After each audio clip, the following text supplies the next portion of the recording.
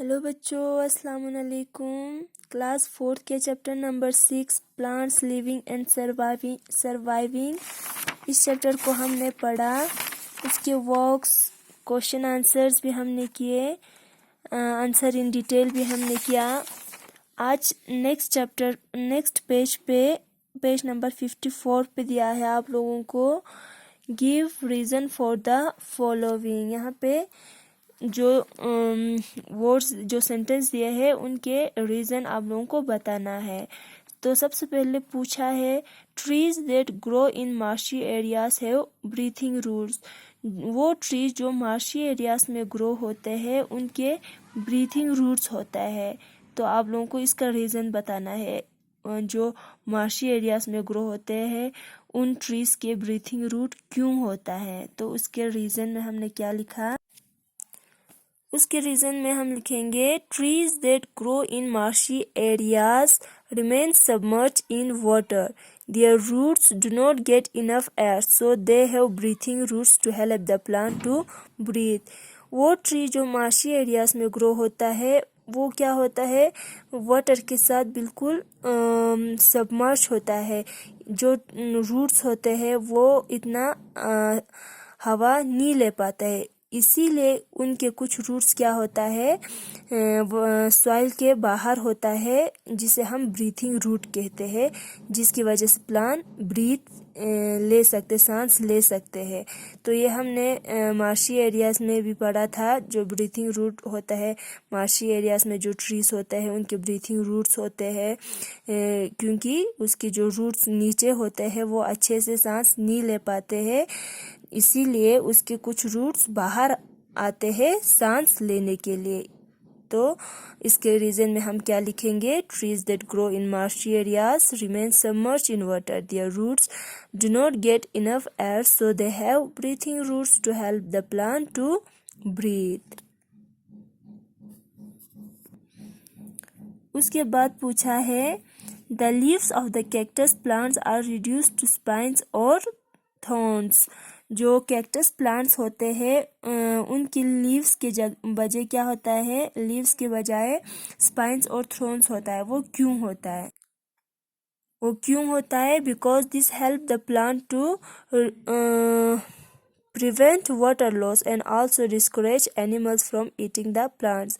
इसकी वजह से क्या होता है, जैसे कि हमें पता है जो डिज़र्ट एरियाज़ में होते एरियाज़ में पानी की बहुत कमी होते हैं, तो वहाँ पे उस वाटर लॉस को बचाने के लिए, जैसे कि हम सबको पता है प्लांट्स के लीव्स में जो स्टोमेटा होता है, उस स्टोमेटा के थ्रू क्या होता है, वाटर वेपर वहाँ से बाहर जाता है। तो इसमें स्पाइन्स और थ्रॉन्स होता है उस वाटर को बचा के रखने के लिए, और उस थ्रॉन्स की वजह से क्या होता है, एनिमल्स उस प्लांट्स को नहीं खाते हैं, तो एनिमल से भी बचा के रहते हैं ये प्लांट्स।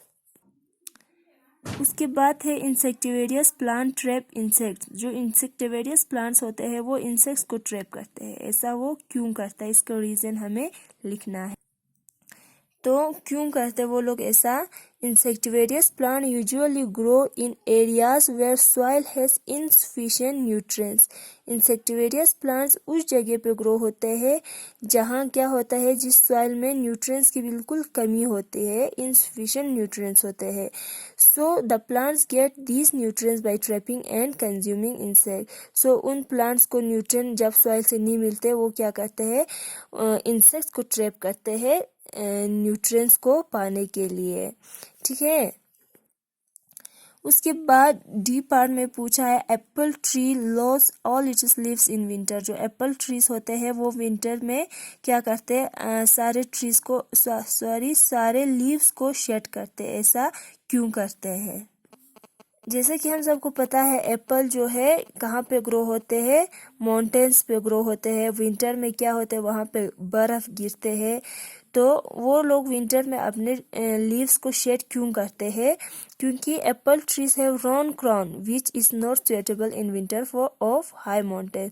उसकी जो पत्ते होते हैं वो रॉन होता है और क्या होता है, जो विंटर में सुटेबल नहीं होते, यानी जब बर्फ पड़ेंगे तो ये यहाँ पे जम जाएंगे और ट्री जो है क्या हो सकता है, वो लीव्स जो है टूट सकते हैं। इसीलिए वो क्या करते हैं, विंटर के स्टार्टिंग पे है अपने लीव्स को शेड करते हैं।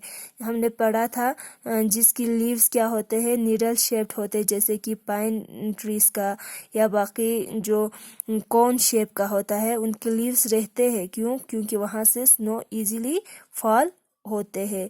तो लेकिन एप्पल का जो लीव्स है वो रोन होते हैं, इसीलिए ये क्या करते हैं, अपने लीव्स को ही शेड करते हैं। और जब स्प्रिंग सीजन में फिर से क्या होता है, यहाँ में इस ट्रीज पे फिर से लीव्स आना स्टार्ट होता है। तो ये सब था gives reason for the following, उनके रीजंस। उसके बाद नेक्स्ट क्लास में हम देखेंगे, यहाँ पे दिया है give 2 example for each of the following. 2 examples देना है इन सब के। आप अपने हिसाब से भी करके बैठेंगे, अपने हिसाब से यहाँ पे इन ब्लैंक्स को फिलअप करके रखना।